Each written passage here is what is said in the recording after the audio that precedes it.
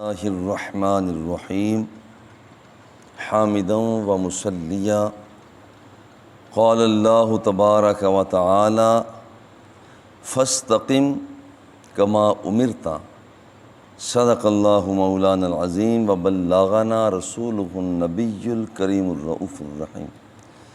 آج کے درس قرآن و سنت کا عنوان روح کو بالیدگی بخشنے والا، روح کو طاقتور کرنے والا ایک ایسا وظیفہ جو اللہ جل جلالہ نے ہمیں قرآن مقدس میں عطا فرمایا ہے۔ وظیفہ اگر دیکھا جائے تو آسان بھی ہے، اور وہ ہے استقامت۔ یہ وظیفہ کہ بندے کا مستقل مزاجی کے ساتھ کام کرنا، یہ بہت بڑا وظیفہ ہے، اور یہ وہ وظیفہ ہے کہ جس کے لیے اللہ جل جلالہ ارشاد فرماتا ہے فاستقم کما امرت، جیسے آپ کو حکم دیا گیا ہے آپ اس پر قائم رہیں، یعنی ڈٹ جانا۔ جیسے قرآن مقدس میں دوسرے مقام پر ہے ان الذین قالوا ربنا اللہ ثم استقاموا تتنزل علیہم الملائکہ، جو لوگ کہہ دیتے ہیں کہ ہمارا رب اللہ ہے، پھر اس پر ڈٹ جاتے ہیں۔ ڈٹ جانے کا مطلب وہ یہ ہے کہ جو کچھ اس نے فرما دیا ہے بس سرے منہ سے کوئی انحراف نہیں، جو کچھ کہہ دیا ہے بس میں نے وہی کچھ کرنا ہے۔ تتنزل علیہم الملائکہ، ان پر فرشتوں کا نزول ہوتا ہے۔ اللہ تخافوا ولا تحزنوا، اور انہیں بشارت کیا ملتی ہے کہ استقامت اختیار کرنے والوں خوف زدہ نہ ہو جانا، پریشانی کا کوئی معاملہ ہی نہیں ہے۔ وَأَبْشِرُوا بِالْجَنَّةِ، تمہیں جنت الفردوس کا مژدہ جاں فضا سنایا جا رہا۔ الَّذِي كُنْتُمْ تُوعَدُونَ، اسی کا تم احساس کیے جاتے تھے، وعدہ تمہارے ساتھ اسی کا کیا تھا، لو اب وہ جنت لے لو۔ دیکھو وظیفہ کون سا ہے؟ وظیفہ ہے استقامت، یعنی جز وقتی پریکٹس نہیں، کل وقتی پریکٹس ہے۔ جو کرنا ہے استقلال کے ساتھ کرنا ہے، اور حکم کیا ہوتا ہے نحن اولیاؤکم فی الحیات الدنیا وفی الآخرہ، کہ لوگوں مستقل مزاجی کے ساتھ آگے بڑھنے والوں، استقامت اختیار کرنے والوں، دنیا کے اندر اور آخرت کے اندر بھی یاد رکھو کہ ہم تمہارے دوست ہیں۔ نحن اولیاؤکم، یعنی اللہ فرماتا ہے ہم تمہارے دوست ہیں۔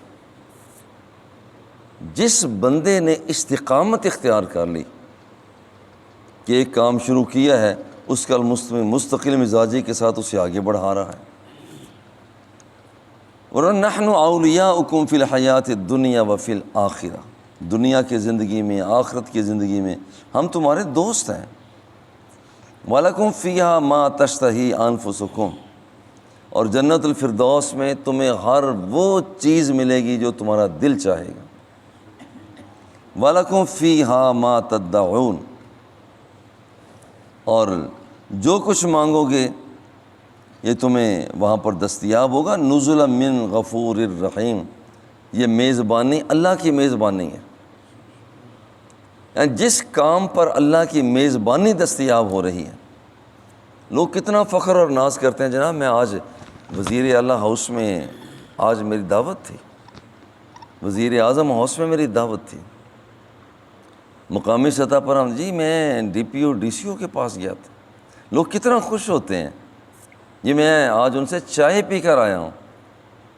اللہ فرماتا ہے چائے کی کیا بات ہے، جو کچھ تمہارا دل چاہے گا۔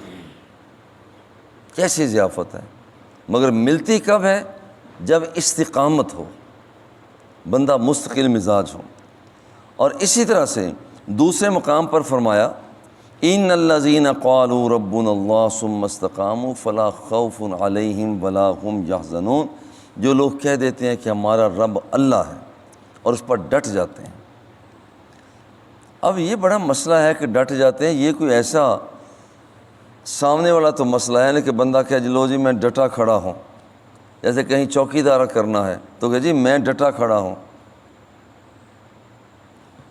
بھئی ایسی بات تو کوئی نظر تو نہیں آتی.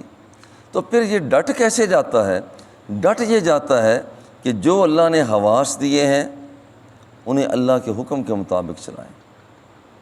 چکھنے والی قوت, سونگھنے والی قوت, دیکھنے والی قوت, سننے والی قوت, پکڑنے والی قوت, انہیں اللہ کے حکموں کے مطابق چلائیں. اللہ نے جو طاقتیں دی ہیں, عقل والی قوت, غضب والی قوت, شہوت والی قوت, انہیں اللہ کے حکم کے مطابق چلائیں. یہ ہے دین کے اندر استقامت. جیسے نماز, دینیات میں نماز شروع کی ہے تو اس استقامت یہ ہے کہ بھرپور طریقے سے اس کو آخر تک, غم ہو خوشی ہو. بعض لوگوں کو دیکھا گیا ہے وہ نماز اس لیے چھوڑ دیتے ہیں یا کوئی وظیفہ اس لیے چھوڑ دیتے ہیں کہ جی جب سے وظیفہ شروع کیا کوئی نہ کوئی نقصان ہو رہا ہے. میں نے ایک آدمی سے خود دلائل الخیرات شریف, اس کے اندر درود شریف ہے کہ جی یہ دلائل الخیرات شریف وہ اپنا حصہ لیتا ہے. بھئی کیا حصہ لیتا ہے؟ جی جب کوئی کرتا ہے تو بیمار پڑ جاتا ہے, نقصان ہو جاتا ہے, اس کے کانوں پر اثر ہو جاتا ہے, آنکھوں پر اثر ہو جاتا ہے. یہ شیطان طرح طرح کی حربے لے کر آتا ہے, اس کو استقلال سے پیچھے ہٹاتا ہے. تو فرمایا کہ فلا خوف علیہم ولا هم یحزنون, انہیں دنیا اور آخرت میں کوئی غم نہیں, کوئی خوف نہیں ہوگا. اولئک اصحاب الجنت خالدین فیہا جزاء بما کانوا یعملون, یہ لوگ جنتی ہیں, اس میں ہمیشہ رہیں گے, اور یہ وہ ان کا بدلہ ہے جو وہ دنیا میں کیا کرتے تھے. اور کیا کیا کرتے تھے؟ استقامت میں رہتے. جو کچھ اللہ اور اس کے رسول نے حکم دے دیا بس وہی کچھ کرنا ہے, اور یہاں پر ہم نے ادھر ادھر ہونا ہے ہی نہیں. حضرت سفیان بن عبداللہ یہ فرماتے ہیں, اچھا یہ حضرت ابو عمر وقیلہ ابو مراد سفیان بن عبداللہ رضی اللہ تعالیٰ عنہ, یعنی دونوں میں سے کوئی ایک راوی ہیں. قال قلت یا رسول اللہ قل لی فی الاسلام قولا لا اسأل عنہ احدا غیرک. حضور ایک پتے کی بات بتا دیں, ایک بتا دیں, باقی تو بہت سی مشکل باتیں ہو جائیں گی, بس ایک بات بتا دیں کہ میں اس پر عمل کر لوں. لا اسأل عنہ احدا غیرک, پھر مجھے پوچھنے کی ضرورت ہی نہ پیش آئے. ہمارے پنجابی میں کہتے ہیں 100 ہاتھ رسا سرے تے گنڈ.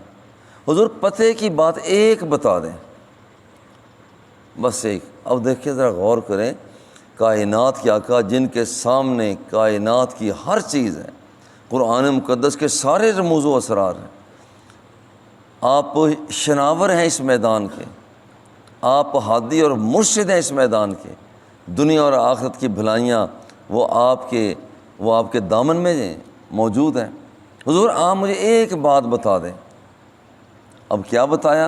حضور نے فرمایا قل آمنت باللہ ثم استقم. آمنت باللہ, اور میں کہوں کہ میں اللہ پر ایمان لایا پھر اس پر قائم رہو. لو یہ ایک بات ہے, ایمان لانے کے بعد قائم رہو. یہ جز وقتی پریکٹس نہ کی جائے بلکہ وہاں پر قائم ہو. حضور علیہ الصلوۃ والتسلیم نے ارشاد فرمایا قاربوا وسددوا. قاربوا وسددوا. قاربوا کا مطلب یہ ہوتا ہے, مقاربت کا مطلب ہوتا ہے کہ کسی چیز کے اندر توازن قائم کیا جائے, یہ ہے قاربوا. جیسے ہم سائیکل چلاتے ہیں, موٹر سائیکل چلاتے ہیں, اپنا توازن قائم کرتے ہیں, دائیں بائیں گرتے نہیں ہیں. جب توازن ہم اپنا کھو بیٹھتے ہیں تو دائیں بائیں ہم گر جاتے ہیں. اللہ جل جلالہ کے پیارے حبیب فرماتے ہیں قاربوا, تم مقاربت کرو, لا غلو فیہ, جس کا مطلب ہے کہ نہ اس کے اندر کوئی زیادتی ہو نہ اس کے اندر تقصیر کو کمی ہو. جو بیان تمہیں کر دیا گیا ہے بس اس کے مطابق چلو. یہ ہے توازن کو اختیار کرنا. اب یہاں پر ایک آدمی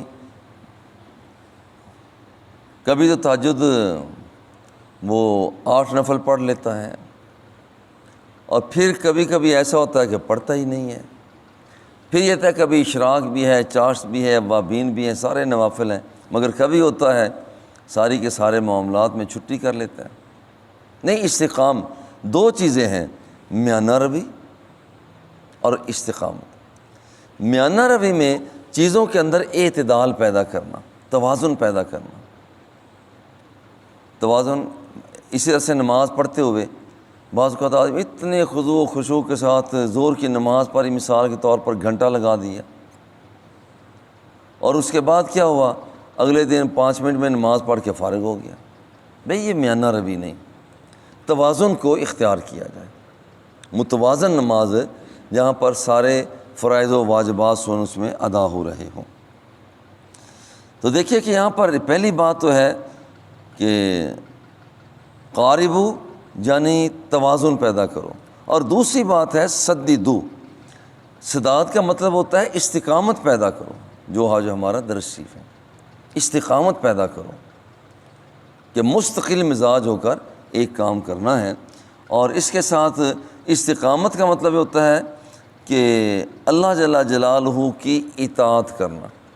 بھائی یہ نقطہ سمجھ آ جائے، جو کچھ اللہ نے فرمایا میں نے وہ کرنا ہے. لو اتنی بات ہے جو سرکار دو سرا کائنات کے آقا نے اپنے صحابی سے بھی فرمائی کہ استقامت اختیار کرو. ایمان لانے کے بعد استقامت اختیار کرو، اور استقامت جو ہے جو کچھ اللہ جل جلالہ نے فرما دیا ہے بس اس کے مطابق عمل کرو. حضور کا ارشاد عالی شان بھی اسی میں آ جاتا ہے. اللہ رب العزت ہم سب کو استقامت کی توفیق عطا فرمائے. وصلی اللہ تعالی علی حبیبہ و آلہ و اصحابہ اجمعین.